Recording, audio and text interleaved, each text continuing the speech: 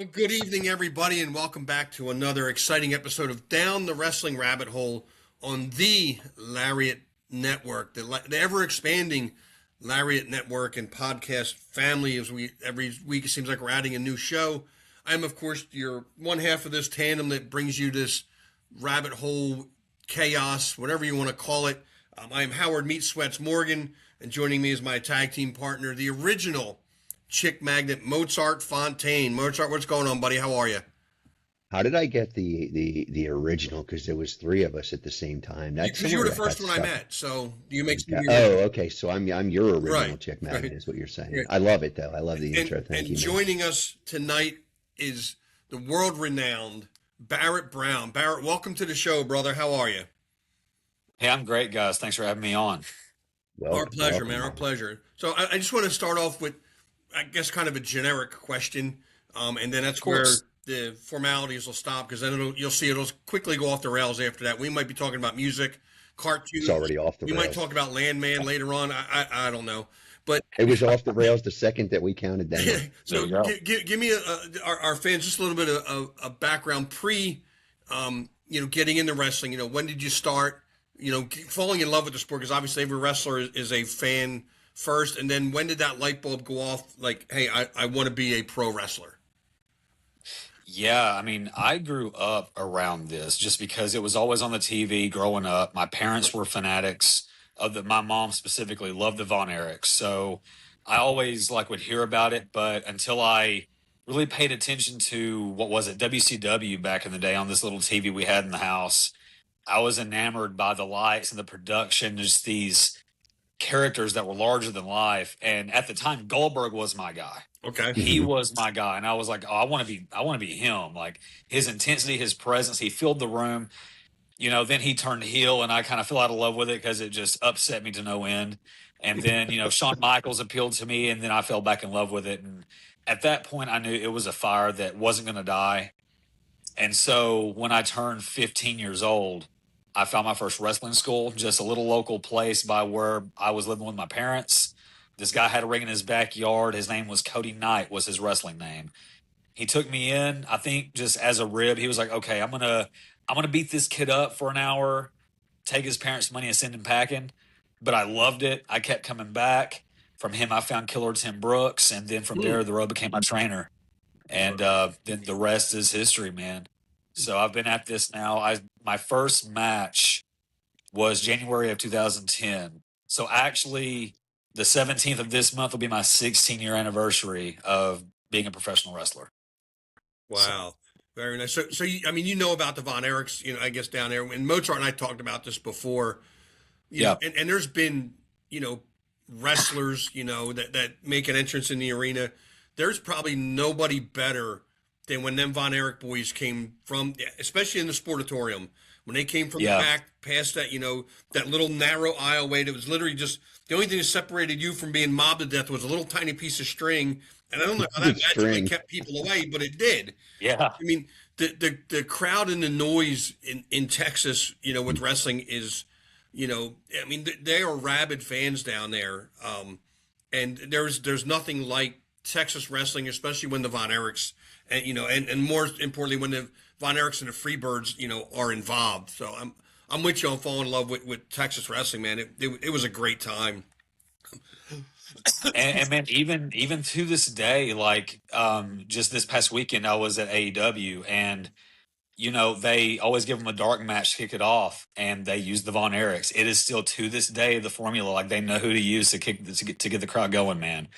So those Wow. boys got the crowd. They got them ready. So So What's the difference between watching somebody with that lineage in that area and how the rest of the guys were kind of received? You know what I mean? Was there a noticeable difference, or was it just okay, we got him hot, like this is just a normal thing to do?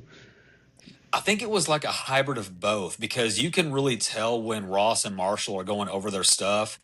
You can tell that their dad trained them. You can tell like they have that old school mentality, but they have found the way to blend that into the modern day and still make it relevant to what the crowd wants now.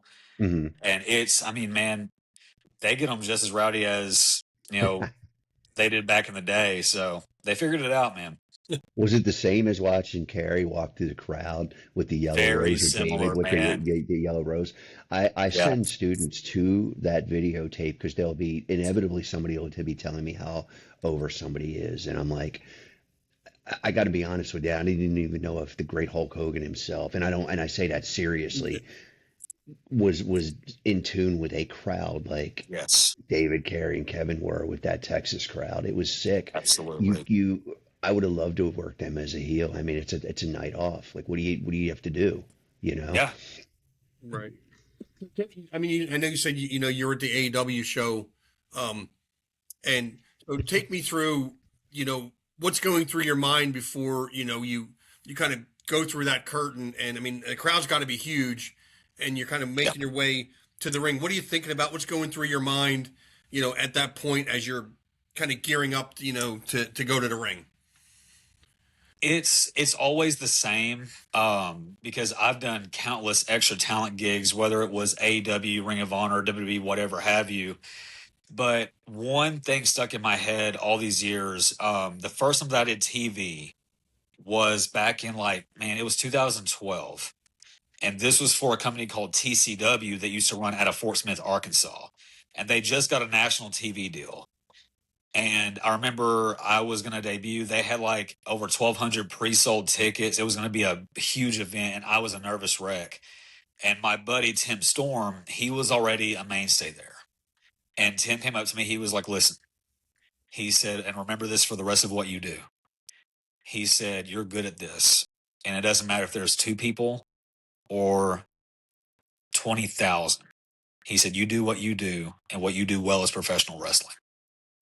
And he said, "And hey, if you're not confident, fake it till you make it. Because if you don't believe in what you do, why should they believe in you?" Right. And just, I always remember that quote. I just keep my chest up, my head high. And luckily, and you can't hear it because, they walk us out during the commercial break as extras. But when I got in the ring, it started on one side and there was a 50 cal chant that kind of swarmed around. I was like, "We're good. I'm good. Very Give me a nice. title match. This one, I feel great now. I've got them." So Very nice. Oh, excuse me. No, I'm not choking on roast beef, Mozart. I'm actually choking on my coffee a little bit. I was waiting. But that's awesome. But I know you said fake it till you make it. I mean, Mozart's been faking it for 25 years, man, and it's paid off for him. So, you know, keep at it. But it's good. I love professional wrestling. I've been a fan since I was 10 years old, 8 years old, somewhere around there. Um, Grew up watching it when it was real. And my problem now watching some of the product is doesn't feel real. And Mozart and I have had this conversation on this podcast and the other podcast we do on another station. But none of these guys scare me. Back in the day, I mean, they scared me. Yeah. Abdul the Butcher, Terry Funk. Dusty Rhodes was larger than life. Magnum TA was my guy. Yeah. I just thought that Nikita Koloff could rip somebody's head off, and Yeah. I'm not feeling that with the mainstream product. And Mozart and I were talking about that the independent level is what is going to we believe kind of make a resurgence and make these bigger promotions take notice. Oh well, they're doing this in Jersey, they're doing this in Florida, Texas, California. And yeah, they may not be getting the thousands of fans, but they've gone up from 100 fans to 500 fans in a month or 2 months. What are they doing? That's so drastically different. And to me, wrestling is really it's so simplistic. It's such a simple sport to understand and do. Is one, it's got to look real to me as a fan. Whether I'm sitting in front of my TV, front row, or all the way up in the nosebleeds. It's got to look real, and what you're doing has to make sense. Yeah. That's it. Absolutely. It doesn't matter who wins or loses, other than if I want the good guy to win and he doesn't, I'm coming back next month to buy a ticket to make sure that he wins, because that's what he needs. He needs my support to win. It's kind of like that Ricky Morton theory. You go to see Ricky Morton sell, and that's what I want. So my hat's off to you guys that do what you do, and will be the resurgence in the sport that, like I said, that I've loved for it's almost 50 years now. Yeah. And I picked up from my grandmom. She was the only one in my family that watched it. And then I came in one day and she was watching.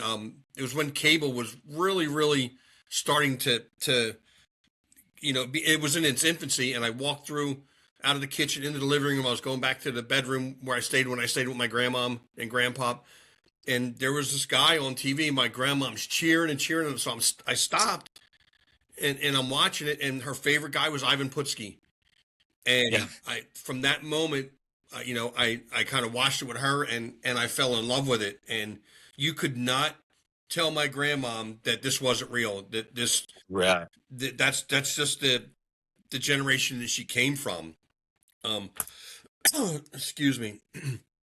There wasn't any need back in those days, though, and there really isn't any need now. I think, Barrett, I'm kind of really, I'm not kind of, I'm really interested to kind of get your take on it, being around you with some international experience, being around some of the different regions in the country, because, as Howard was saying, almost single-handedly, WWE has killed the independent scene. It's happened over the last 20 to 10 to 20 years. They don't really have anybody. They don't have a lot of prospects if they're looking to the future. They have some. They've killed towns. They've made it very hard. But I see that still as a resurgence of kids can learn the right way. Yeah. Guys like you give me a lot of hope. I've heard a lot of good things. You're coming up, with the out of Texas, Killer Tim Brooks. I mean, I used to watch Killer Tim, and everybody was scary in those days. Like when I don't know how old I was, but it had to be like the early '80s, and he was still a really viable heel. Like he was still scary. Yeah. It's like, I don't know about this guy, man. Like they look apart, and I think that as wrestling evolves, that's cool. You can evolve. You can make. I use the tire analogy. Like a wheel is always going to be around. You're never going to reinvent it. You're never going to find anything better. You can make it Right. out of a better material. You can put different treads on it. You can have all weather. Wrestling has tried to make it square, triangular. They've tried to Yeah. change this. They tried to reinvent the wheel, and it does not work. It doesn't translate. What I'm a bit. what do you find out there when you're talking to the boys, or when you're working a match, or even working with different promoters? Like, what's the feel?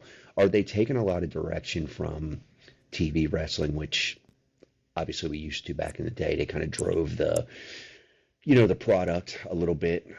I think it's turned around. Do you find that to be the case, or is that not something you really pay attention to? I think I think it kind of is the case. I think that, when WWE took over, specifically when Vince was really hot and heavy and kind of going crazy with all the angles and just like making it a glorified soap opera. And, it became more about the entertainment than the wrestling. And so that to me made it seem less believable than it has been in the past. And so I think that there's like a fine line where some things can look really good and choreographed, but at the same time, it's like, what if we purposely just so we don't make this look pretty? Like if these two guys hate each other, why would it look pretty? Right. If we're fighting for a reason, Yeah, let's just not call all this. Let's just let this natural. Let's feel the fans how they respond dictate yeah. where we go. But I feel like there's a way that we can still combine what we do, like Hmm. in the modern day, as far as like choreograph a few things, but almost like we don't work for the boys, we work for those fans that pay to be there. Yes, You know what I mean? exactly. And I feel like a lot of newer guys that come in and guys that I've trained for sure, a lot of these guys want to learn moves Hmm. instead of wanting to learn who they need to become or how to walk correctly or how to put off a presence or how to dial their personality up or how to slow down. Because my philosophy is slow is smooth and smooth is fast. If Hmm. there's wasted motion, you look unprofessional. But if you're slow and concise, it's perceived as fast. So Hmm. I think that if you can find that hybrid of, maybe purposely making it look kind of sloppy, but then getting to something that looks really good and crisp. Yeah, I think kayfabe can still exist, but we allow wrestling to be so available to the modern fan, And even WWE, with Unreal on Netflix now, I mean, they have pulled the fourth wall It's completely back. it's And really so it bad. makes it It's hard. And not going to and help. fans will get to these arenas like 3 hours before the doors open just to meet the wrestlers and be Hmm. personable with them. So there's no more, it's almost like these larger than life personas don't exist. So it's hard to Right. find that. But I think that there's still a way. If we're like, why do we fight? Let's make it simple. Yep. And let's make it sometimes look kind of sloppy. And it's like, oh shit, I think they're mad at each other. I think Um, there's a big difference, and I love to get your take because you mentioned that you train people. Uh, I've trained under a number of people. yeah, same. Killer Kowalski, Jim Katner from ECWA. A lot of guys that know what they're doing. Dr. Tom himself, Mike Hollow. So Mike Hollow was a classmate of Triple H, and I Okay. can tell you Mike Hollow is a lot more fundamentally sound. Gotcha. Um, Footwork was a huge deal. So you talk Yeah. about making it look sloppy. So I can look at somebody and I can tell, okay, they know what they're doing in the ring, but Yeah. that fight had just had a sloppy feel to it. But they Yeah. didn't look sloppy from I want to say technical perspective. It's Right. just that from a fan point, it looked brutal and it looked sloppy. It I looked like a think one of the fight. best Hmm. examples is like Bruiser Brody, man. Mm. Yes, exactly. Dude, Bruiser Brody, No wasted just footwork, no ways of footwork. He every always step. had there was always a purpose behind every move, but at the Yes. same time, he seemed just chaotic. Right. Yeah, Exactly. But he knew and what he was doing. you talk about a guy that, first of all, his persona is not technically sound. He's all Right. over the place. He's erratic, but it worked because that was who he was. And like you said, he was kind of like controlled chaos. He looked like he Yeah. was out of control, but he knew every step that he was making. And even if he fumbled or stumbled, it looked like that's what he was supposed to do. So it looked real. Absolutely. And then again, who's going to argue with Bruiser Brody and tell him, man, I think you messed up. Nobody. Well, I I think love the it. reality of it is in those days too, and this is great talking to you about your lineage, is you would have gotten fired for being that bad back in the days. Like if Brody legitimately didn't know where to be in the ring, that he was all over the place in terms of really being all over the place, not Yeah. showmanship being all over the place, he wouldn't have gotten hired anywhere. You can't No. use somebody that is never where the guys need them, who isn't reliable. And I think that's why a lot of the old time undercard guys, I don't like some of the terms for them, but we'll call them enhancement. Right. That's why those guys made careers about that because some of them were way more technically sound than say the Star was. Not to say that the Stars were bad. Right. Today I can look at a number of guys and say they're bad. I would have never hired them, nor should they have gotten hired. How did they slip through the cracks? Right. It blows my mind. Because I'll be watching TV and I'm literally getting dizzy. Like if their feet, that's the first thing I watch with students. That's the first thing that we do. I don't give a shit like what flip you can do, what Yeah. trampoline you came off of. You could be an amateur wrestler. I don't care. How can you Yeah. translate to being where I need you in the ring? Because if you're not there when I'm jumping off I don't jump off the top rope, Howard, so don't get excited. But if I'm jumping off of a rope, You jumping you off know, the bottom rope. I mean, come on. well, there was a time and a day when I might attempt something. But if they're not there, or I'm not there for them, Yeah. that ends somebody's night in a bad way. 100%. And I tell guys all the time too, I make sure that they know if the opportunity arrives where they get a call to, go to a tryout for a major company, guys, they've seen every move. Like you'll be damned to find something brand new. At this point, what's old is new again, Yeah. just with our own twist on it. You know what I mean? But they don't look for you to do a 630 senton. They're looking for your footwork. They're looking if you know fundamentals, if you can keep your opponent safe, if you can stick to a time, and if you're coachable. Because I've been there and I've witnessed, they'll give like before the doors open someone like a 12 to 15-minute match. And these guys are going over stuff for like an hour. They get in the ring, the bell rings, and they'll say, hey, take it home. And if you Yeah, don't take it home, you're not getting a job.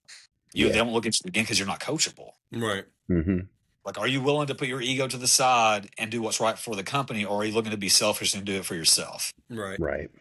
And Mozart and I So had this conversation before, especially because I think that's one of the biggest downfalls in the sport of pro wrestling is people's egos, right? They all want to be the top guy, but you don't absolutely. have to be the top guy, to make a lot of money. And you could make great money, looking up at the lights every single night.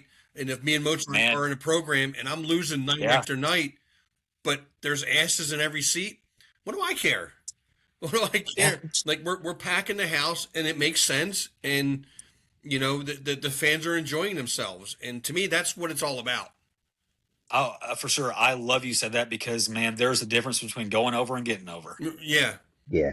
yeah, no, I like the absolutely. way you put that. That's Yeah. really Yeah, that's nice and Going over does concise. not mean Yeah. getting over, brother. right. Not every time. No, not at all. Yeah. It's funny to me because, being taught to kind of, check your ego at the door and do whatever is asked of you. I Yeah. think it's part of the art form that I learned, and most of us learned, I think, on some level, at least we used to. It's how creative can you get within the confines of what the booker is asking you to do. Yes. Maybe he just says, hey, Barrett, you're over tonight. I don't care what happens. And then it's up to you to kind of look at the rest of the card, see what's going to go Yeah. down, make it. Or he might say, okay, I've got this happening, I want you to win X way or lose that. It still, to me, it never mattered because there's such a wide range of creative. Like you can color in the lines, or Yeah. you can kind of paint from scratch on canvas. Whatever they give you, I think is that's always the fun for me. And I know talking to a lot of the young guys, they truly, truly didn't believe. I've been trained for several years now, but I had a group of guys local to me, and it was really hard to get them to see that somebody has to lose. Uh, Everybody's not going to a Broadway, and they didn't even know what a Broadway was. Everybody's not going to right. a draw. Yeah. Everybody's not going to have the double disqualification. Like somebody's winning and losing. It's just a fact. Absolutely. Yeah. And usually in a crowd that I was brought up in, it's a very easy, kid-friendly crowd. It's about an 80-20 split. The face is going to win. So heels have to Yes. get over it. So the heels were very creative at staying over. And I like that you said you don't have to go over to get over. I think that's how you Not a put it. bit. That's excellent. I think that there was an interview that The Miz just did. I think it's on YouTube now with Chris Van Vliet, and he went into how, as a heel, he's at the point where all he has to do, he could lose to a call up one week, and then he could be in the main event for a title the next week and make sure that it's believable that he could still win It, it, as a heel. it's funny you brought up, the Miz in 2025, this whole Yeah. calendar year last year. Do you know how many single matches the Miz won in 2025? I can guarantee you he lost almost all of them, but He he's he still did. He like, lost every single yeah, one of them. That's and you crazy. would know it because he's such a good heel. Right. Yeah. You could put him in a main event title match tomorrow, and it's believable that he could win it. Yeah, because he's still, like you It's said, so he's good. over. 100%. You know, and I Absolutely. thought that, like, I'm like, man, And that's mind-boggling. He didn't win one singles match yeah, all year, and the people still, when I say love him, they love to hate him, or they're literally love like it's like the Hmm. guy has still got it, and he absolutely. hasn't won. But like you said, he could lose one Monday night or Friday night whenever the TV's on, and then the next night he wins the world title and be like, yep, yeah, he did. Makes sense. Yeah. And one thing that, I don't know why I don't experience this more, but when I went to Germany for Fight Back Wrestling, during the pre-show meeting, they went from the top of the card from the main event down to the Hmm. opener. And every match went over the big moments to make sure that no other matches were doing that. And I was like, man, it's now almost like every show that I'm a part of, I mention that, like, we need to do this. Go from Yeah. the main event and work backwards to make sure that no one else is doing that. We don't have 18 super kicks on this show, or that we don't have like three guys eating a post into a roll up, Hmm. just to make sure like that we don't do the same things. I feel like that's one thing that a lot of guys are afraid of doing is watching the show and the matches before them so they don't do the same thing because they're afraid to change their match right before they go out. You know what I mean? Right. But I was brought up that way. It was a little mix of both, where yeah, Jim in particular, Jim Kettner's, the father of the Super 8 tournament, he created it. Um, they were very, very, I was never part of the meetings because they were very closed meetings. Just him and gotcha. just the folks in the, I don't even think the referees were smartened up until it was time for the Yeah. referee. That's how close he kept it. I could be wrong about that, but that's the vibe of that. So we would always have with ECWI, we'd always have that meeting, every meeting, every show there was a meeting, and it was we used to call it, after a while it became like the hype thing because Jim would get everybody hyped up and get ready, but it was those big moments. Okay, everybody look at the lineup, everybody knows this is happening, it's just so you're Yeah. aware. And then it was kind of too, but you need to watch the matches, and I can't tell you how many times that we changed something at the last minute, and it's Yeah. really not that nerve-wracking, Not a especially bit. being a young guy, and I'm watching these veterans and they walk up and say, "Hey kid, we can't do that now." Yeah. Nah, I just call it to you out there. We'll do something. There And you I'm go. like, okay, cool. I'm all right. I'm with you, so I don't care. Yeah. And it's the same thing, if you're out there and what you called isn't vibing with that crowd, if they do not Yeah, care, you got to go right. another direction, baby. Right. Like, So Oh yeah. yeah. I know you talked about wrestling in Germany, and I think that's what's Yeah. great about pro wrestling is it transcends every continent that there's human life on, right? You don't have to speak native German or Chinese or Dutch or any of that. Your actions will define who you are, and the crowd will quickly figure out who's the bad guy, who's the good guy. But what's it like wrestling in front of the German crowd as opposed to wrestling here in the United States? It's really funny you say that because I was just about to say that I tell guys all the time that ask me, like, hey, you've wrestled like Japanese guys and, or these luchadors or whatever. Like, what is it like? Like, is that language barrier weird? And dude, wrestling is a universal language. It just is. You you can grab them a certain way, they know what's coming. If you do a certain movement, you just know as Hmm. wrestlers. And as far as fans go, even in Germany, because I was a heel when I was out there, and just kind of walking out there with a certain swagger, a certain smirk. And if there's a kid, easy. If there's a kid with their hand out, and you Yeah. do the fake out, you know what I mean? Like it's or if come out like firing up and smiling, they know you're a baby face. It's like a subconscious Hmm. thing. Um, I know there are a lot of guys that they walk out and they they tense up and they just kind of stoic walk to the ring. You don't know what they are, but you've got to show them when you hit that curtain what you are. Right. Because at the base level, this for the most part is good versus evil, And yeah, Hmm. and people can relate to good versus evil. I've Yeah. said And I that. think it goes back in line, what we talked about with making this seem real. I think it's also relatability Mm-hmm. Hmm. because not many fans can relate to taking a backflip off the top rope, but they can relate to getting punched in the face. Yeah. Yeah. So, Exactly. No, or a absolutely. choke or something, you know what I mean? Right. Or getting poked in the eye. Like everyone knows that sucks, Right. Yeah. but then you got to sell it, and most guys don't do that anymore. So, Yeah. Yeah, that's Long, an interesting. long gone are yeah, the days of the old school, what I'll call tactics. Like, I mean, like you said, yeah, the thumb to the eye, the running the yes, eye, across the top rope, or just the little things that heels do that would just piss you off because technically it was breaking the rules, and it yep, always seemed the referee, right? And Mozart and I talked about this. The realest guy in the room that night has to be the referee. Like his job is legit. It's to count the 1, 2, 3, but he always yeah, I has to don't. be the guy that was out of position It's in the funny rope. you say that because we've been I have been super critical of like refereeing on TV. It's been nothing short of god awful, and I it's a lot of reasons. It's a yeah, multi-layered thing, but one of my good buddies I came up with, Sean Bennett's one of the referees on Monday Night Raw. I watched him last night make somebody get out of the ring, and Sean was like that. He when you were in the ring with Sean, I would still call him and be like, dude, what are the rules in a Texas death match?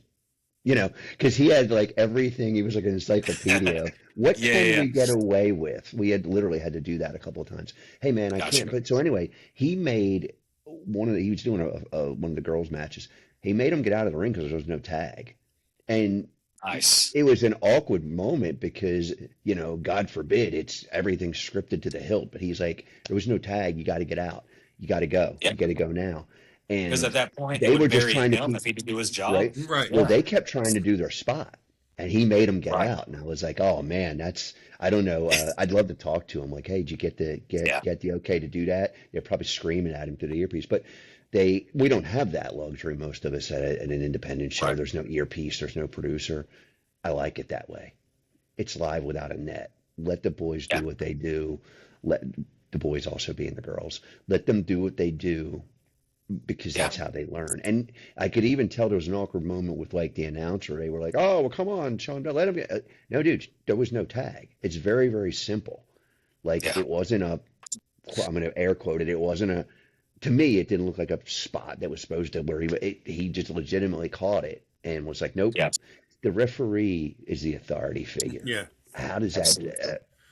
You seeing as you travel around the world, are we getting back to the referee being the authority figure, or are we playing wrestling? That's basically my question. You know what I mean? Like, Man, honestly, I think that there is a fine mix of that, honestly.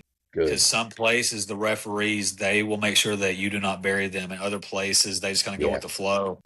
I had a situation honestly not that long ago where I hit a finish and the referee knew the finish, and for whatever reason Hmm. he stopped it too. And Wow. you know what I mean, and like stuff like that, because it referees can make or break a match, man. You can Yes, have they the can. best match of your career, and Hmm. if they do something like that, it can ruin everything you just worked for. And Yeah. I think that that's why, like, correct me if I'm wrong, but I believe that I heard that referees on TV, if they count the three and it's not the plan, but if they don't kick out, they get a bonus for that kind of stuff. Like if they make sure kayfabe stays alive, Oh, I they didn't keep know it that. going. I hope they do. Yeah. I think that if they count to three and there's not a kick out, but they still count to three, that there's actually a bonus put on their on their paycheck. I mean, I don't know about you, but I had to learn to do everything. So I learned, I went to wrestling school legitimately, and Yeah, I had to learn how to referee. I had to learn how to be a second on the outside, whatever you want yeah, to call it, manager, valet. I had to learn how to ring announce. I mean, anyway, I had to learn how to build the ring. So yeah. learning how to referee, and I actually enjoy it. I've done it recently, and you you you're right. It can make or break the match, and counting to three, that's was the only shoot. That's the shoot in wrestling is that three count. Absolutely. You don't get your shoulders up. Hey, the referee's not going to be explaining to the booker what happened or the owner. It's going to be the wrestler. Right, And however they want to handle it, they handle it. But and we have protocols for injuries and things like that. And frankly, it right. just comes down to paying attention and knowing your opponent, like that communication. Yeah, So I'm glad that I hope that is the case. That would be I do awesome too. because I don't want to see look, I know there's a lot of money in these big angles and the big storylines and stuff, but I also, again, I had to learn how to book Yeah, on a basic level. right. But, how would you, it's subjective, but the only point of it is to make money. I don't think Right. anybody's truly in business to, lose money. They do exist, as you know, but most of the people want to make money. So whatever story Yeah. they're telling has to translate to the crowd. Even a comedy match, there has to be some seriousness to it, or why are we here? You know, Yes. it's still a fight. It's Yeah. supposed to be anyway. I think And that I love you brought that up too, because like I was in a position, a company that I've worked for locally for a while, um, they gave me a main event angle, freedom to put together the story with. I had this championship forever, and this guy was working hard, and I was like, he needs to, I want to pass it to him, and he needs to be rewarded. And I said, but give me a year to build him up, and let's do a big blow off. And after we told that story, it had a great payoff and it was what we wanted. And I got the book after I'd ran that story. And so now I'm thinking, I'm learning how to put together stories to, okay, we're going to build to this, but how can I also relate to these first time fans too? Like, how can I make sure that these fans that do not know the story how can we make sure that they're still entertained, but still keep the long-term fans up to date with what we're telling? Right. And so I love like that creative challenge of just having to like make that hybrid of, okay, these fans are here for the first time. They don't know us. And these guys have been doing this for a long time. They've got heat. So what can we do tonight to appeal to them, but also make the long-term fans go like, oh, we got to be at the next one to see what's going to happen next, and make those new fans want to come and see the next Yeah. chapter as well. Right. So And that's what I love we that. talked about that, like when, especially when you're trying to hook new fans, you got to yes, be able to identify things rather quickly. Like you said, the yep, good and evil, who's good, who's bad, and why do these two guys not like each other? And it could be as simple as, oh, well, 6 months ago, Mozart and Barrett were tag team partners, and Mozart turned on him, and that's why they're now. Oh, that makes sense because if my buddy turned my back right. on me, yeah, and I can relate to that. You left me kind of high and dry. What happened, and so again, it's relatable, it's real, and it makes sense. So every element is there to make And it work. it's yeah, absolutely. And I remember we were getting close to the payoff of this story, and what I penciled in for the show before was like this contract signing angle where like I wasn't going to let him have a shot, but he was going to sneak in and whatever. And literally the exact thing that I wrote for that angle is exactly how John Cena got his shot at Roman Reigns at SummerSlam that year. And I planned that angle That's that was like awesome. 8 months in advance. I planned for that moment, but they did it the week before. Oh, Oh And I told him, man. I was like, we can't do it. I said, because they're going to think that we copied WWE. yeah. So Yeah. we Wow. cannot do it. So we have to go somewhere else. And I was like, dude, there's no way they literally just did exactly what I wrote. Okay.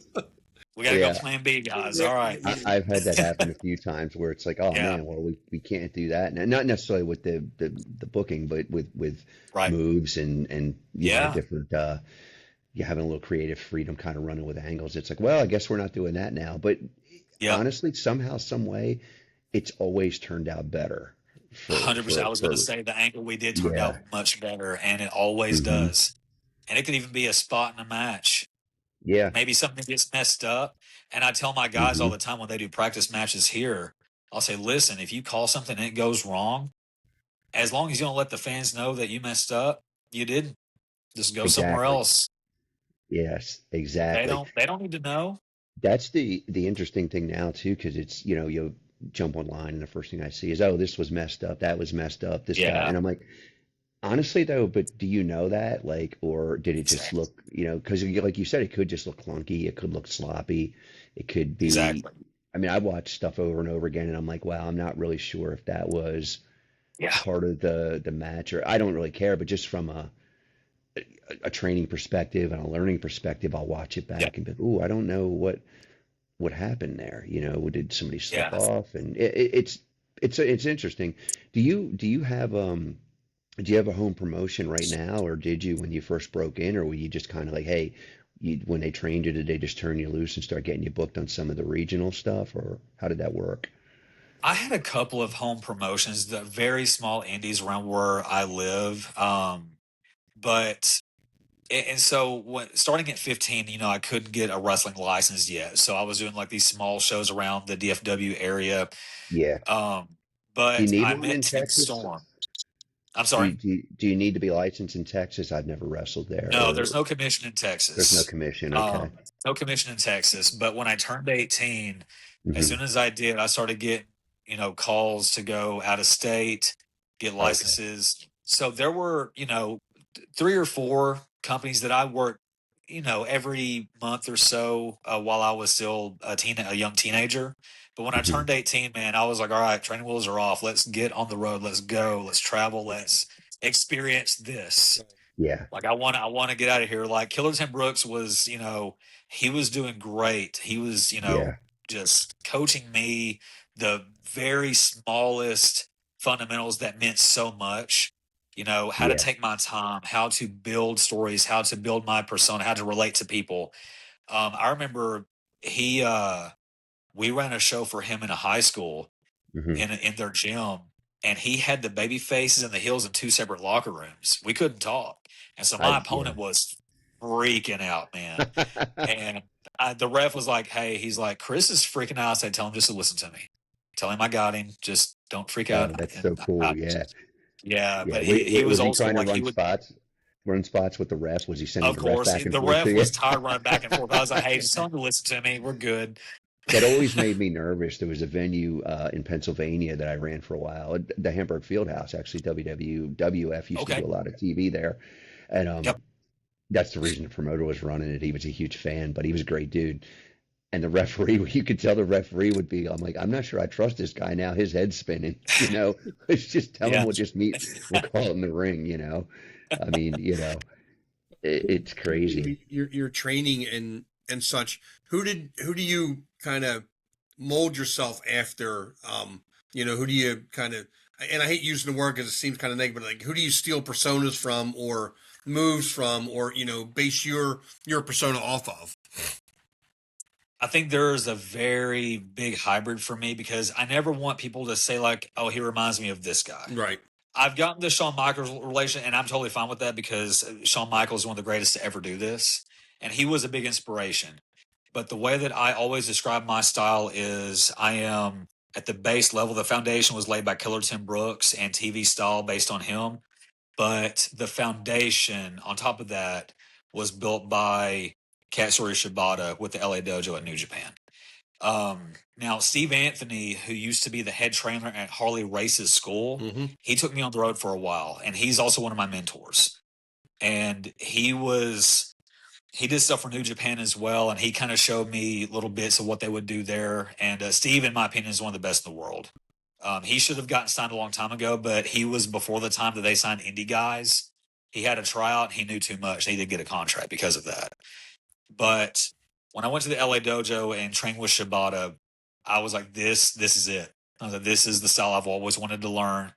And it took me taking at the time like 7 years of experience that I thought I knew and leaving it out the door to relearn how they taught so I could take both and combine them into what I do now. And I am just so grateful that that is what I've developed because it is me.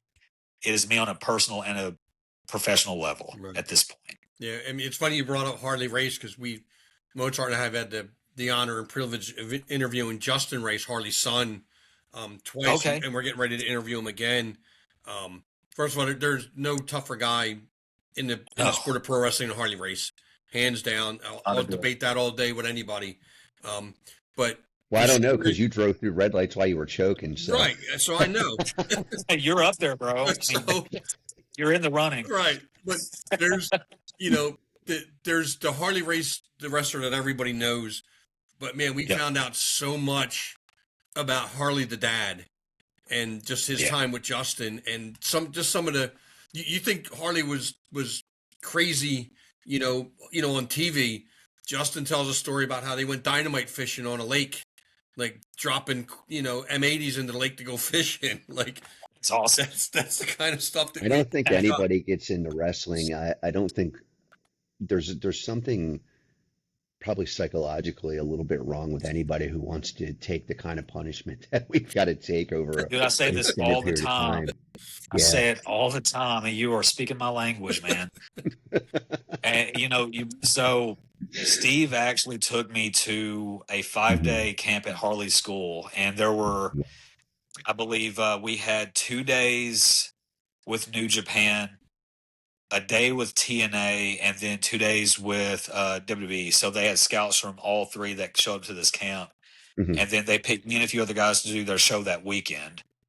But the day that we did matches, I worked with another Texas guy named Jackson Stone, who now does not wrestle anymore. But when we got done, Harley's at his table, and he said, "Hey, boys, come over here." And I was like, "Oh, no. That is, You're like, no. I was like, oh, man, like, he's going to beat me up. Was it?" But we walked over to the table, and Harley was like, "Hey, kids." He was like, "That was a hell of a match. Good job." And I was like, "I can retire now. I'm good." right. Harley said I did good. I'm good. I was like, "I'm Man. fine now." That it's Yeah, funny. I was like, I think that means more to us when you get an accolade from a legend than it would to say, yes. hey kid, you're gonna have a run as the champ, and you're gonna. I don't care. I want one of these guys telling me Right. that they enjoyed Yeah. my Oh match. yeah. I feel like You I know? won the WWE title that day, dude. I was Yeah. like, Yeah, I'm good. Yeah, exactly. Harley told me I had a good match. That's all I need to hear. I'm done. I'm done. I'm good. Did you actually get Steve to told go out me, to? Oh, go ahead. Sorry, finish that. You're no, saying. no, Go ahead. you're Sorry. good. Go ahead, man. You're good. Did you get to go? Did you go to LA to the dojo? My buddy Fred Rosser's out there. Do you know Fred? Yeah, I've worked with Fred a few Do you times in know New Fred? Japan. Yeah, I you know got to tell Fred. Fred Fred's a I good was dude, asking man. about him. Yeah, Fred carried me through a lot of matches out. He became a Yes. bit of a mentor. We wrestled a lot. He was Bone Crusher Fred Sampson, and of Okay. course, I had really long hair at the time, and Yep. it was just a great matchup because he was no nonsense, no frills, and I'm wearing tuxedo jackets to the ring and acting like a jackass. Yeah. But Fred, he's a good friend. I was just curious if you knew him. Yeah, that's awesome. He's Yeah, great. he's a great guy, man. If you Mhm. talk to him, tell him I said hello.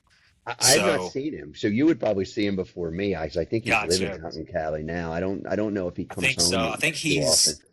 I think the dojo turned into the NJPW Academy, and he's the head of it right now.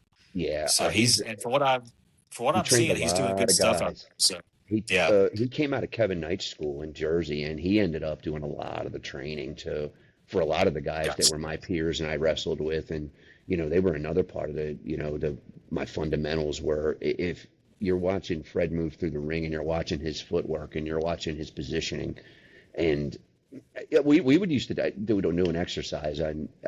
You'll probably relate to this since you're fundamentally sound and Yeah, into the basics. I would put a guy on the other side of the ring. I just go lay there, and I put the other guy on the yeah, other side of the ring. And I was like, get there in 2 steps. It's a 20-foot ring. I don't give a shit. Figure it out, you yeah. know. Get there. And we would make. I don't care if they were duck walking. I'm like, okay, so you're probably not going to do that in a match, but I need you to understand that shit's going to happen. Somebody's going to be out of position. I don't need you running Yeah, around looking like a fool or sell your way over there. Work the yeah, crowd, work around. We do two different way. Like, okay, where you I want you to get there and you have a crowd to work with. I want you to get there now and just get there. So we'd be making guys take these big steps where it felt like they were taking ungodly Andre the Giant steps. But when yeah. you're visually looking at it, it didn't really look like they were doing. It's just because Right. everybody got so used to taking these little tiny steps. Like my 12-year-old Yep. daughters like walk, Exactly. they walk, they used to shuffle feet, and I'm like, guys, pick your foot up and put it in front of the other. So it's really Yep. interesting that like that's just something I always remember with Fred because he could move around the ring, no matter what size it was. We never counted steps. That wasn't a thing. It's still not in my arsenal. You just get there, and you Yeah. get there with the least amount possible. Did you you probably fit right in with that coming out of Tim's camp and Harley's Oh, guys, right? Yeah, oh man, footwork was drilled into my psyche so yeah. early on, man. Yeah, Hmm. and and it was reemphasized at the dojo so many Really? That's times. so good Oh to yeah. hear. Yeah. Yes. Oh Wow. yeah. Shibata was always huge on footwork and Wow. safety were his two biggest things. Yeah. And just getting Can the you do, fundamentals down. can you dispel a myth for any of our listeners? Because I've not worked in Japan, so let me just be very clear, but I know a lot of folks that have. Yeah. I have heard that strong style is like magic, that it used to be not as brutal as they made it look. And then as the independents kind of bled into it, it just became a shit fest of beating the hell out of each other legitimately. What was your experience with working in with the Japanese guys? And because you just mentioned safety, so that tells me that there's still protocols, there's Oh still yeah. safe places to hit people hard. I What were feel your like a what, lot of indie guys, man, it's like it's this pretend strong style where they're like just beating the hell out of each other. pretend strong style? Strong I love style, it. I love it. dude, Yeah, strong style is not hitting each other hard. exactly. Strong style is the perception of the intent behind what you do Exactly. You know who and the told me emotion that? behind your movements. You probably know him too because he's a Midwest guy. Rob Conway had told me that. Yes. And Rob Yeah. was he came in and did a camp for a group I was working with. I was training guys and we brought him into work and to guest train that day. And I was blown away by some of his tactics, if you will. I mean, he was good. Yeah. He was real He good. does. And man, he won't touch you. He'll barely No, touch you whenever he's with you. he tells a It's great crazy. story though. If you know He Rob and you see does. him, you Yeah. ask him about working with the Team Angle, Shelton and Charlie, because I knew Charlie really well too, Charlie Haas, Yeah. who said, I thought I owed him money. He was just kicking the shit out of me. I said, but the way he I will delivered it, like say, it was so great. I got to work with Conway when he had the NWA World Tag Title with Matt Riviera. We got to do a few tag things with him, and he was Wow. great. Yeah. And I worked with Charlie. God, man, this is like 2014 or 15, Okay, and I think cool. he tested me Hmm. because he's so old school, and Sounds he's like not Charlie. sure Yeah. who I am. You know what I mean? Right. Yeah. So he put me in the corner and he gave me a shot, and I had a Hmm. black eye the next day. He didn't kill me, but he got me, Hmm. and he picked me up. He said, "You good, kid?" And I said, "Yes, sir." And I laid it in back, and I got him. He went, "That's good shit, kid. Take a backdrop." And I was like, "Oh, now we're working, baby. Let's go." So Yeah. I gave it Yeah. back, and and I got his respect from that. You know what I mean? I know that some guys are like that. They need to know if you're the real deal or if you're just going to let them beat you Yeah. up. He was And he was he like, and from then on, he was yeah. as light as a feather. Oh So yeah, I did. I I love did. Charlie. I trained with him and his brother Russ before Russ got passed. He Yeah. would come in and Jim was getting those guys ready for TV. They were getting sharpened up, going over the footwork. I mean, they were badasses, but get that Yeah. footwork down, get it clean. And he never forgot that. He always looked out for me. Like if I did TV, he was It's like, "You awesome. good, man? You good?" And I'm like, "Yeah. I mean, I'm just here to Yeah. tell Stephanie I'm not cutting my hair and go eat catering, but that's cool. Yeah, I'm good." You know. Yeah. Um, yeah, that's it. Dude, we have so many people in common from being from We do. virtually three We quarters do. away across the country, man. I know, It's man. It's great. crazy. And like, not to backtrack or anything, but I will say the one story that Steve told me that stuck to me about Harley Hmm. was so the Japanese trusted Harley because he took the world title to Japan and he dropped it. He made good money off of that too. Yeah. Hmm. So now you fast forward and now Flair has the title. Yeah. He's got to take it on a tour and bring it back. Now, Flair is not a shoot fighter like Harley. So Flair Right. cannot Right. defend himself if things go south.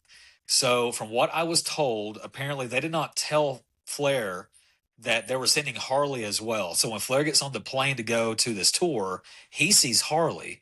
He goes, "Oh shit, Harley, what are you doing on this flight?" And he goes, "Make sure you don't leave the damn belt in Japan."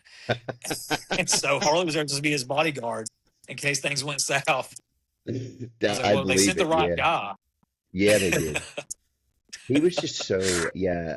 I met Harley once, and it was long before I was in the wrestling business. So I'm Yeah. sorry that I never got to meet him after, but he was so cool to just talk to and Yeah. hang out. I actually met him in Luthez on the same day. It was a convention, so it was kind Oh of mind wow, blowing. Yeah, it was great. that's And a bunch of awesome. other guys too. Yeah, but it was I mean, everybody was really important, but to me as a kid who was like kind of revered on their legend. And I had watched Harley, in the ring. I'd watched him in the early '80s and watched him bring Flair up and everything. So Yeah. it was like really cool. And of course, he was as I was getting a little bit older, he was king of the ring Harley race. And I'm like, nah, Yeah, that's the baddest man on God's green earth. That's not the king. That's how I absolutely. was looking at it from back in the day. Yeah, I was such a fan, yeah. but It he was was the funny I king. think the because I Justin think was the saying, coolest thing. go ahead, go ahead. Oh, you're good, man. I was gonna say I think the coolest thing that I've ever seen, just like secondhand in my career. I did a show in Vegas. It was like 2014, and this was when Steve Anthony won the NWA World Junior title Mhm. from Jushin Liger. And so Cool. Harley made the trip. He was there to watch Steve win it. And so we're in the back of this long hallway, and Liger is doing press, and he's getting pictures and stuff. And Harley is getting wheelchaired on the other side of this building. Hmm. Liger sees Harley, and he just like parts the Red Sea, moves these camera people, and he is like chin to pocket sprinting at Harley. He's like, Mr. Race, please, if okay, please picture. I was like, I just watched Oh Juice wow. like a mark out for Harley Race. This is the coolest thing I've ever That seen. is the coolest story that I've ever heard. Like that is the Wow, coolest thing I've ever seen. So The one thing man. that Harley taught Justin when he was very young, and it stuck with him, and it shows if you follow Justin Race on social media. Um, he's like, everything that we owned the houses, the cars, the vacation home, your college was all Yeah. paid for by these fans. So if a fan comes up to you and wants to talk about wrestling or talk about me, give them 5 minutes because it's There you worth it. go. Give them their 5 minutes, and listen. He told me our first interview, and this is no lie. He told me, he's like I can come on for like an hour. 2.5 hours later, we were starting to wrap up because we just wound him up, and away he went. The guy was so great, That's and awesome. had all kinds of Harley stories. Some I've heard before, but I've heard them, almost firsthand, as firsthand as you can get now with Harley's passing. But and then everything that we've heard from him, and I wish this generation that's here now would watch more of Harley Race, would watch more, of Jack and Jerry Briscoe and those guys to learn what it is to be a pro wrestler because those guys got Yeah. it, and those guys will be talked about, forever. Forever. 100%. Yeah. When you're And doing I think TV now, that, okay. what is it? I said when you're doing, I was going to say, Brad, sorry, I didn't mean to cut you off. I got a delay, No, but you're good, man. Go for it. You're the good. when you're doing TV now, do you see anybody who is garnering that kind of attention from the other guys? Like, I guess where I'm going is I don't think I can name one single person that I was ever around that got that kind of respect. Maybe close, maybe the Undertaker at one point when I was there, I but not a lot of Yeah, I would guys are say getting. maybe Taker because I did see Taker at the last time that I did extra for WWE, which was years ago. Taker was there, and obviously he was the locker Mhm. room leader. Yeah. I think this past weekend, just because his son had a dark match before the show started, Hmm. Sting was there. And so Okay. with Sting being there, he had a lot of guys, coming up and, Okay. just asking for advice and if he'd watch their match, stuff like that. So Good. Good. I think the close thing right now would be Sting, I would say, Oh, which was that's so cool to cool. see him just hanging out, having a good time, watching his son wrestle, in which he killed it. Like, Did and he? Good. dude, he I, looks just like I his seen the He daddy. pics. I does. was like, wait a Yes. minute, that's craziness right there. Yeah. And he's in No, phenomenal shape too, man. So if he takes care of himself, he's gonna do some good stuff. yeah, that's really cool that there's still some guys out there that are that revered, Yeah, you know. It's yeah, I guess absolutely. my fear is it's everybody is presented as a star now, and I Right. get it from a marketing perspective, but I also don't like it very much because then nobody is special. You know, if everybody's Exactly. special, who's special? Just like, I don't know, everybody's a champion, who's special, Right. you know? So I think Yeah. that those are the things that I'd like to see wrestling pull back on is, okay, everybody's not your top star. Everybody shouldn't Yeah. be. Everybody should have a place, right? And then Right. not everybody needs a championship run or 18,000 titles, so half the roster has a title, you know? Just doesn't make it Exactly. special. So I love that I that's feel like that's it still kind kind of of. like it goes full circle with what you guys said, like when this started, is Hmm. about guys just not wanting to lose. I Yeah. think it's just like it's an ego thing, and it to me it makes no sense. No. But you know what I mean? Because I know I'm going to get a pretty decent payday for spending 20 seconds in the ring with Brody King on AEW, and Yeah. I had a blast for those 20 seconds. You know what I mean? So, I saw the still shot and I'm like, Brody looks like a star. And honestly, from oh, the he is, man. I saw the still and I'm like, and I'm like, Barrett looks like a star too. So, this is I great appreciate it, because man. because it does take two to tango. You know what I mean? If you Yeah, can't make yeah, him look good, there's no point in putting you in a national TV spot because again, he's a featured guy. He's their signed talent. They got to trust you right. to be able to come in and Well, and do that. it felt like it because when they came to find us to let us know what was going on, Hmm. the agent for the extras, he was like, okay, because all the male talent were here. He said, Yeah. all right, so there's no matches yet. He's like, but I think all of you guys are going to be in a backstage Hmm. segment. And he looked at me, he was like, except for you. He's like, you're penciled in for TV. And I was like, He's like, you specifically are put with Brody King. And to me, I was Wow. like, if they wrote me in, that means that they must trust me. And that Hmm. made me feel good. You know what I mean? But that also came with a responsibility of like, I need to make sure that they made the right decision and show them and prove them that they chose Yeah. right. So So Did you let me. guys work out earlier that day to be able, like, in front of the agents so they could make a choice, or had you sent in like a, a reel or anything? They just were familiar with your no, work. I think it was just from because I'd done a few other enhancement things for them before. Okay, so they And knew. Brody, and I think that Brody possibly vouched for me because I worked with Brody at New Japan. Ah, So Brody gotcha. may have just trusted me, Very and cool. it meant a lot. And I was like, well, I want to make sure that I prove them right. Right. Hmm. So So take us through the match, and by your admission, it was only about 20 seconds. So, right, but what was it like? Taking the finish in in front of all of those people. Like, what is going through your mind? As literally the last seconds of the match are winding down, and you take his finish. yeah, What kind of feeling you get from that? man. I will say, as soon as I got in the ring, all the nerves went away Hmm. because I was at home. And what's cool about Brody is he was like, listen, it's going to be short. You know that. He said, but I want to make sure you get something. He says, so during my entrance, dive on me. He said, and I'll catch you, apron choke slam, take the cannonball, gonzo bomb. That's it. And I was like, say less. I got you. And as soon as, and the dive felt great. The choke slam got a good reaction. The cannonball was disgusting. And as soon as I was on my way down, I just knew it was like a sense of relief and happiness. I was like, this is exactly what it should have been. Right. That's And then, when we got to the back, everyone was like, are you okay? And I was like, I'm great. They're like, we look, you died. And I was like, isn't that the point? right. Like, yeah, Yeah. you did a great job. I was like, okay, well, good. So as long as they were happy, I was over the moon about it. Right. Well, So the That's fact excellent.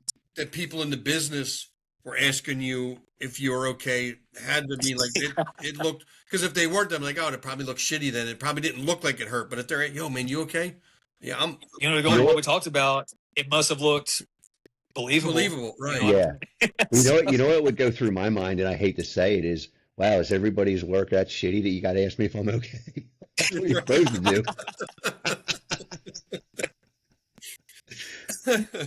I've been so many times myself when people be asking me if I'm okay, and I'm like, I don't really know how to answer that. I'm like, I yeah. guess I'm glad that you're answering me. What is everybody else Yeah, I'm glad bad? you asked.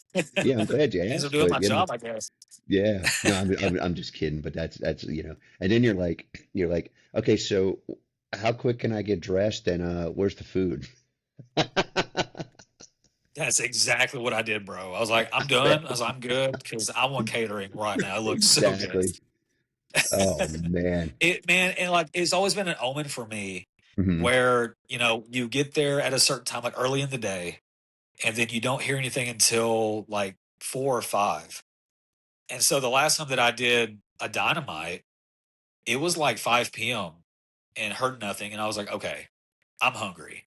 I had like 2 plates of food. And then as soon as I threw my second plate away, Lance Archer texts me. He's like, hey, man, we're on dynamite. I was like, you would say that now that I'm bloated, Lance. Exactly. I'll make sure I throw up on you. Am I working with you? Yeah. Yeah. Right. You know what would happen though if you threw up on national TV? You'd get signed, man. You should have probably just did it. Probably. Right. Yeah. It would live in infamy forever on the internet for sure. Well, for sure.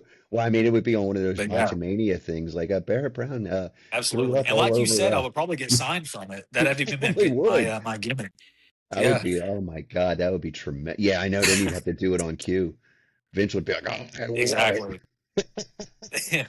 That's a terrible Vince, What but was yeah, it? That guy that Vince wanted to like? Wasn't that like a gimmick that Vince wanted The Aaron one of those Draws guys to doll. do back then? Yes. he had That was Darren do it. it. Draws. Yeah, That was he had it. Yep. Draws do it. Yeah, yeah. Yeah. That was when they first started pulling the curtain back a little bit. But I can't. Yes. What's I get interesting because I was talking to our producer Steve about this. I was like, man, I'm gonna ask Barrett when I get him. So you're around, you're doing TV shots. How do the boys feel about that for real? Like, is everybody okay with like that? The magic is gone. It's like, hey, here's how we do the trick. Like, don't do that. How do they feel about that? Like as a whole, or is it not I feel even like come there's up? I feel like there's a mix of it because I feel like a lot of the Mhm. newer guys really don't care that much. I feel like they know it's readily available, but the older guys Yeah, hate it. Yeah. I And bet. honestly, like I don't like it. I I don't think it's either. entertaining Yeah, for me being in the business, but having it like then I think I'm like, well, this is available to everybody, and I don't like yeah. that.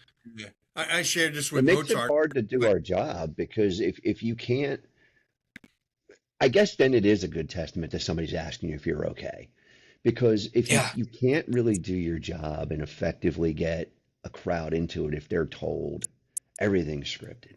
Don't use these right. stupid Hollywood words. You scripted. Take Hollywood out of it because it's not. It's really its own animal. It's a performance. It's an yeah, athletic performance. yeah, It and kills me because it's hard to work when I don't have to deal with it because I'm working in front of small crowds and for the most part the same crowds. But if you're moving around Yep. the country, like you're going to hit pockets of people who are like, I don't know, smarter than others. Like if you go to an AEW, you're going to have like a 90% smart crowd.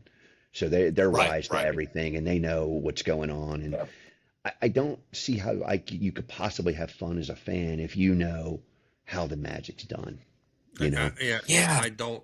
And I shared this with Mozart on one of our shows that back in I guess late '80s, early '90s, somewhere around there, there was a guy that was in all black and he had a black mask on and he showed how all the magicians do their tricks. Sawed a lady in half, levitate, make a jet disappear, and I'm like, this is Yeah. the coolest show ever because now I know how David Copperfield does it.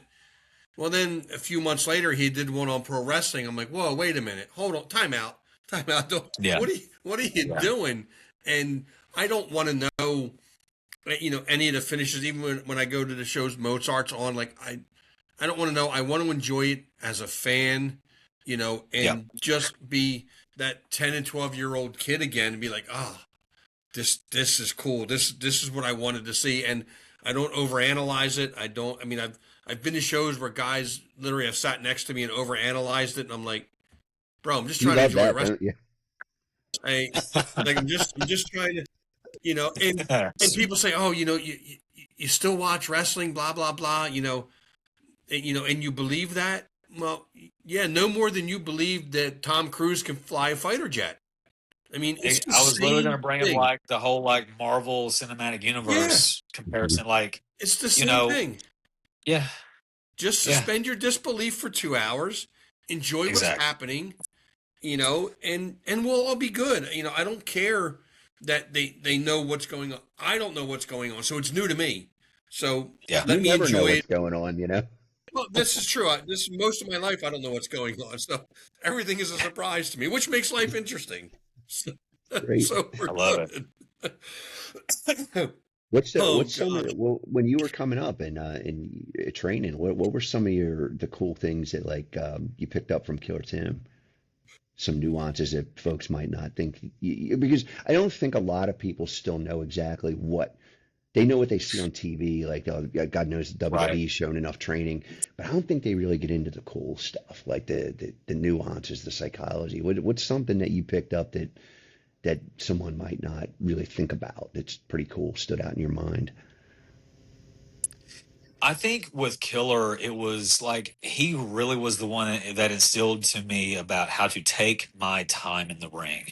Hmm. Because a lot of guys they scramble to get to the next thing, and he was the one that taught me like even if you call all these things in the back, you have to live in what you're doing now. Because a lot of guys worry about what's next, and if you worry about what's next, you cannot live in your moment that you're in.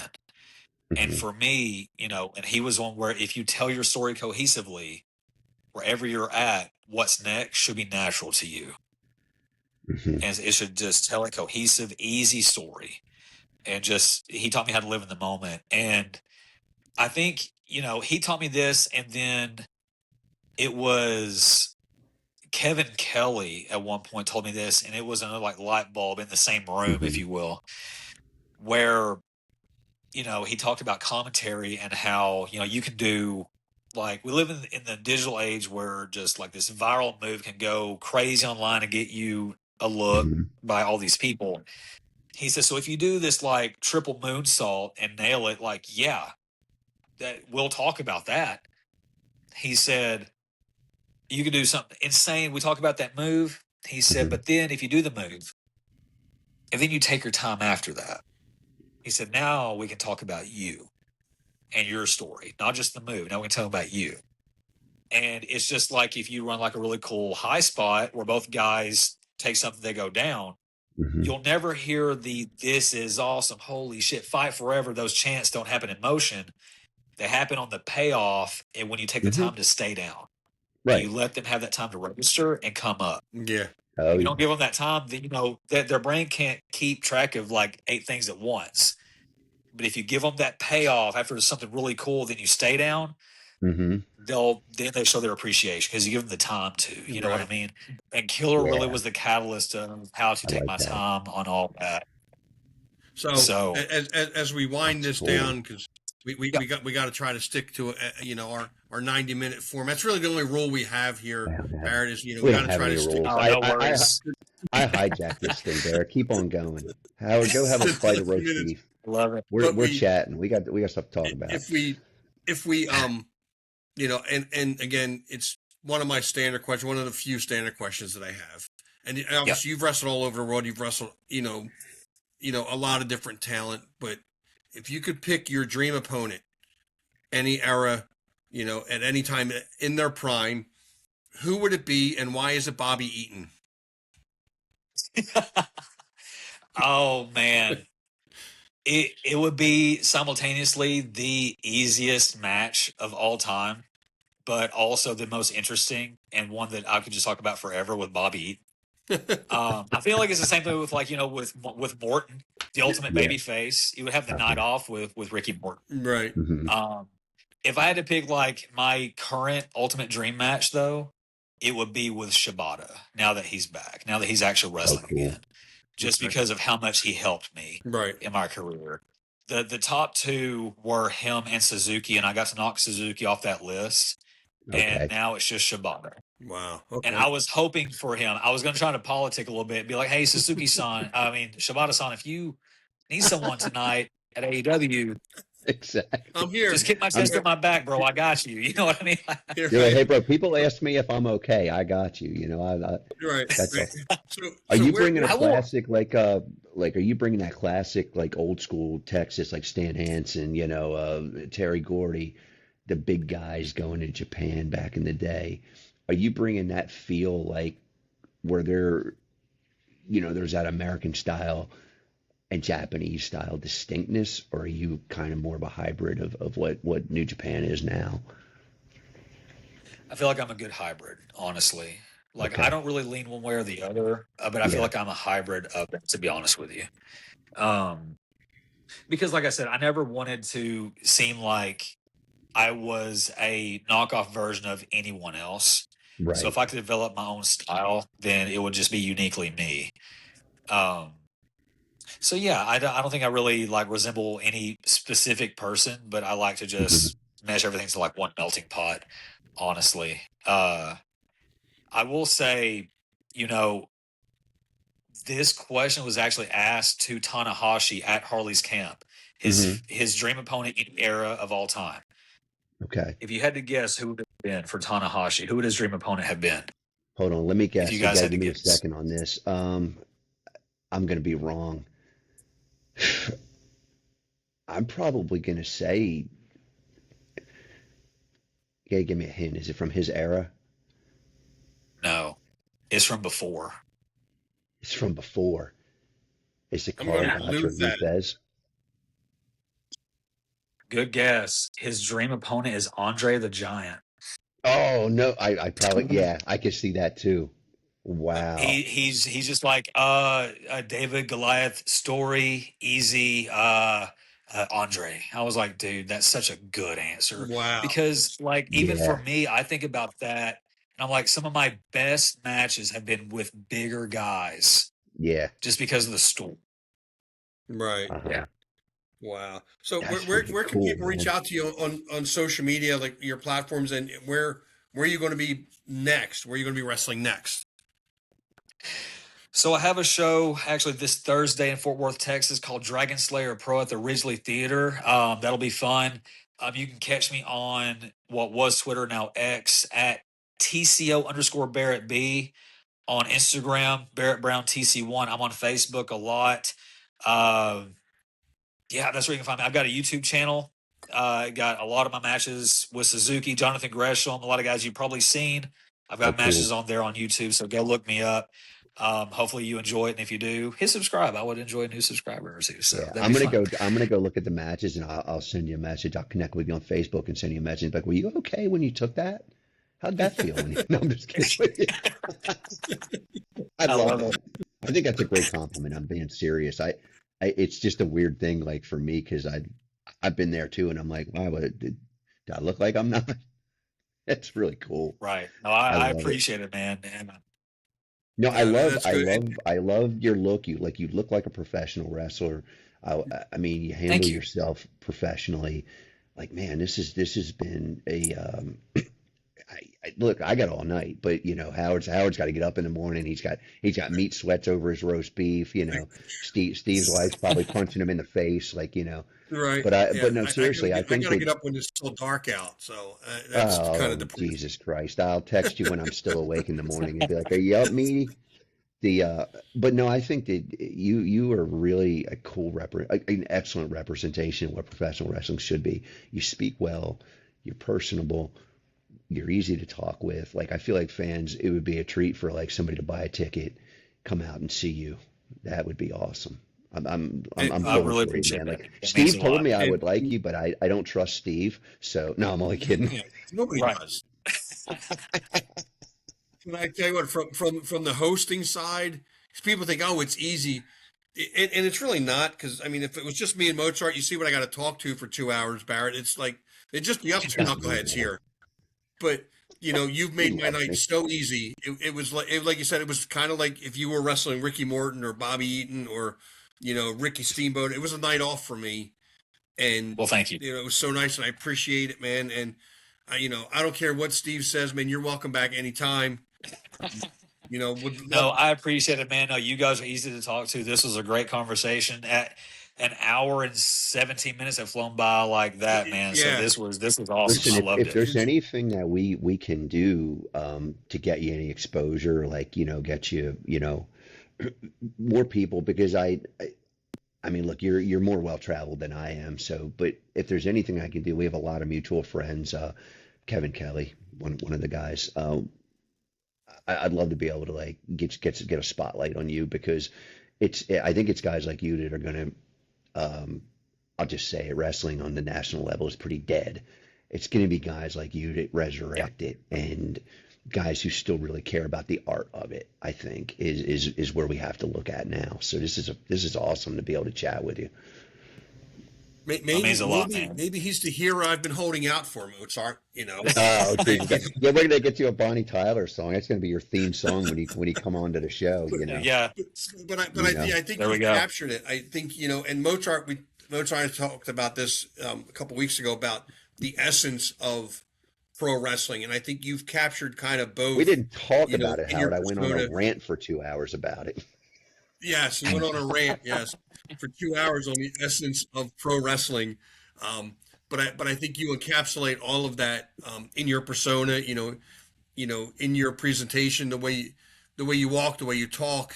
Your wrestling style. I think not to steal another tagline, but I feel like you are the total package. And nothing. I hope nothing but great things for you in the future, man. And best of luck with everything that you do in this business. Well, guys, I appreciate it, and I think that this is one of the best interviews I've done. This has flown by. I had a blast, and Will you come back no, when you I get really it? appreciate you guys for having me.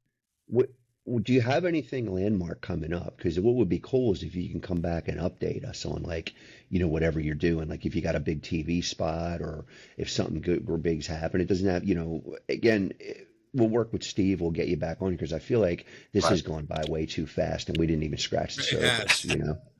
So nothing's set in stone yet, but I will say I have been in Hmm. talks with Sonny Ono about a potential Japan tour coming up. Okay. Fingers crossed. Like anything else in this business, hope for the best, expect the worst. Right.